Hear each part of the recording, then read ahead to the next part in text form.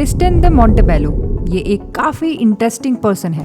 Public speaking का कोई background ना होने के बावजूद भी टिस्टन ने टोस्ट मास्टर्स वर्ल्ड चैंपियनशिप में कॉम्पीट करने का फैसला किया, जो पब्लिक स्पीकिंग का एक कंपटीशन होता है। कुछ ही महीनों में उसने इस स्किल में एक्सपर्टीज हासिल की और टॉप 10 में पहुंच गया। ये कैसे पॉसिबल हुआ? उसकी सफलता काफी हद तक स्कॉट यंग से इन्फ्लुएंस हुई, जो क्विक लर्निंग टेक्निक्स खास करके अल्ट्रा लर्निंग के कॉन्सेप्ट पर फोकस करती है। स्कॉट यंग का ये कॉन्सेप्ट अल्ट्रा लर्निंग एक intense self directed learning process है। मतलब तुम अपनी खुद की पढ़ाई को डिजाइन करते हो, डीपली फोकस करते हो और शॉर्ट टाइम में मास्टरी पा लेते हो। लेकिन ये सब कुछ सीधा नहीं होता। इसके लिए हमें ये सीखना होता है कि सीखते कैसे हैं।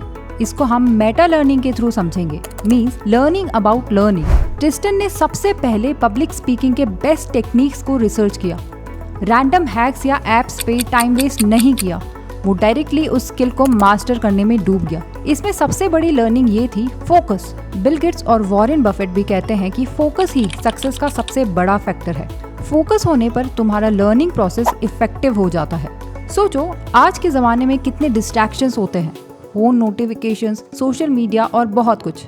अगर तुम एक लर्निंग प्रोजेक्ट में पूरा फोकस डाल दो और अपने वीक पॉइंट्स पे काम करो तो कुछ भी इम्पॉसिबल नहीं। बीथोवन, जो कि एक पियानिस्ट थे, उन्होंने अपने म्यूजिकल कॉम्पोजिशंस को याद करके और उन्हें बार बार सुनकर उन्हें बेहतर बनाया। बीथोवन अपने लिए नोट्स बनाते थे और उन्हें रिवाइज करते थे, जिससे उनकी क्रिएटिविटी और म्यूजिकल अंडरस्टैंडिंग बढ़ गई। सिमिलरली आपके लिए भी ये टेक्निक यूजफुल हो सकती है। किसी टॉपिक को समझने के बाद स्टूडेंट्स उस टॉपिक पर अपने वर्ड्स में नोट्स लिख के फिर उन्हें रिवाइज कर सकते हैं, जस्ट लाइक बीथोवन। ऑल्सो आप लोग अपने दोस्तों को पढ़ाकर या डिस्कशन ग्रुप्स में पार्टिसिपेट करके अपने कॉन्सेप्ट्स को याद कर सकते हो, जिससे आपकी अंडरस्टैंडिंग और क्लैरिटी इम्प्रूव होगी। अपनी वीकनेसेस को मजबूत करने पर फोकस करो। हम सबके पास कुछ ना कुछ वीकनेसेस होती हैं। टिस्टन ने देखा कि वो अपने डिलीवरी और कॉन्फिडेंस में वीक है, तो उसने उन पे काम करना शुरू किया।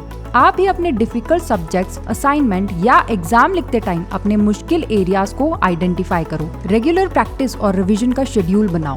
टीचर से हेल्प लो। ग्रुप स्टडी में अपने डाउट्स क्लियर करो। There's a lot you can do to turn your weaknesses into strengths. Next is directness in learning.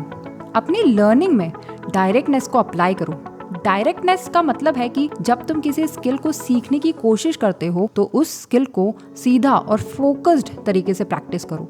जैसे अगर तुम्हें पेंटिंग सीखनी है तो क्या तुम सिर्फ थ्योरी पढ़कर या वीडियोस देखकर सीखोगे? नहीं, तुम्हें पेंट करना पड़ेगा। तो अगर तुम डायरेक्टली प्रैक्टिस करते हो तो तुम्हारे लिए इम्प्रूवमेंट ईजी हो जाता है। जब हम लर्निंग के बारे में बात करते हैं तो एक इम्पॉर्टेंट कॉन्सेप्ट आता है, फ्री रिकॉल।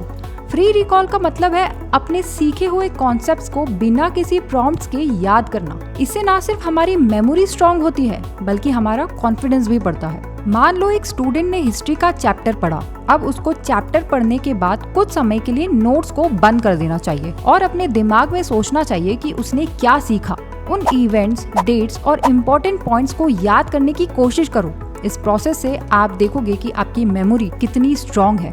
इसका एक फायदा ये भी है कि जब एग्जाम्स आते हैं तो आप कॉन्फिडेंटली क्वेश्चंस का सामना कर सकते हो, क्योंकि आपने कॉन्सेप्ट्स को एक्टिवली रिकॉल किया है। फ्री रिकॉल से आपको ये भी पता चलेगा कि आपका कितना नॉलेज रिटेन्ड है और इससे आपको ये समझने में मदद मिलेगी कि किस एरिया में आपको और प्रैक्टिस की जरूरत है। फ्री रिकॉल का इस्तेमाल करके आप अपनी लर्निंग को एक नए लेवल पे ले जा सकते हो। फाइनली मैं यही कहना चाहूंगी कि आपका लर्निंग प्रोसेस आपके हाथ में है। अगर आप फोकस्ड, स्ट्रक्चर्ड और इंटेंशनल अप्रोच अडॉप्ट करते हो तो आप किसी भी चीज पे मास्टरी हासिल कर सकते हो, फिर चाहे वो कोई हार्ड सब्जेक्ट हो या फिर कोई स्किल हो।